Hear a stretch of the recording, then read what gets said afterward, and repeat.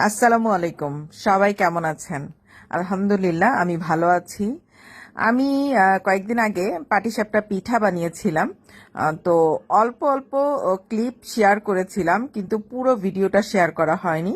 তো শুরু থেকে আজকে শেয়ার করছি কিভাবে আমি পাটিসাপটা পিঠার জন্য খিস্সাটা আগে রেডি করছিলাম।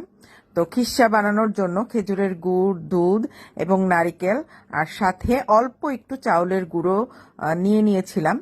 তো সব কিছু রেডি করছি। অ্যাকচুয়ালি দুধটা 1 কেজি দুধকে আমি অলমোস্ট আধা কেজিরও কম করে ফেলছিলাম, মানে জাল দিতে দিতে। তারপরে নারিকেলটা দিয়ে দিলাম। নারিকেলটা আমার ফ্রোজেন করা ছিল।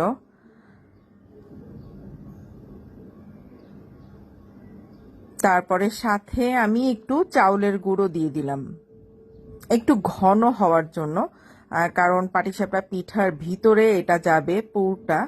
তো সেজন্য একটু ঘন করার জন্য আমি একটু চাউলের গুঁড়ো দিয়ে দিয়েছি। আমি অনেকের মতো অনেক ভালো পারি না, তারপরেও চেষ্টা করি টুকটাক।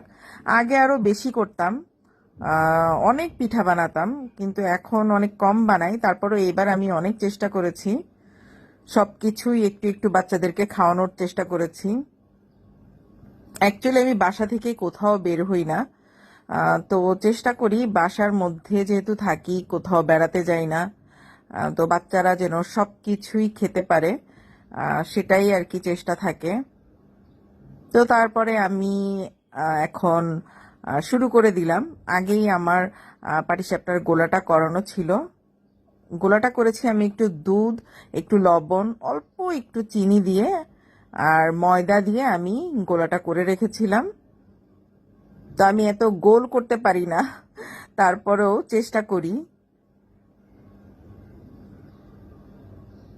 গোল হয়নি, কিছু গোল হয়েছিল, কিছু হয়নি। তো তারপরে আমি পুরটা দিব।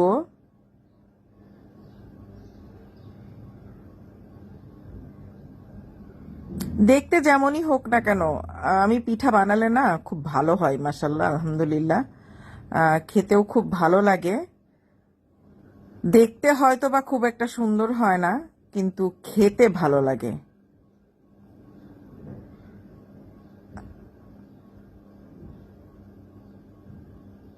এভাবে এক এক করে আমি অনেকগুলো পিঠা বানিয়েছি।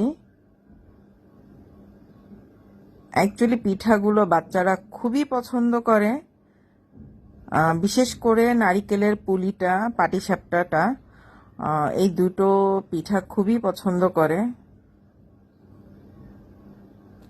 তো এইভাবে এক এক করে সব পিঠাগুলো আমি বানিয়ে ফেললাম, আলহামদুলিল্লাহ।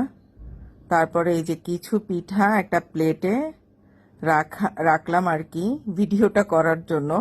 তারপরে নিজে বসে বসে খাচ্ছিলাম বানানোর পরে। তো চিন্তা করলাম খাওয়ারও একটা ভিডিও করি, কারণ অ্যাকচুয়ালি অনেক মজার ছিল পিঠাটা, আলহামদুলিল্লাহ। তো আশা করি সবার কাছে ভালো লেগেছে ভিডিওটা। ভালো থাকবেন সবাই। আল্লাহ হাফেজ।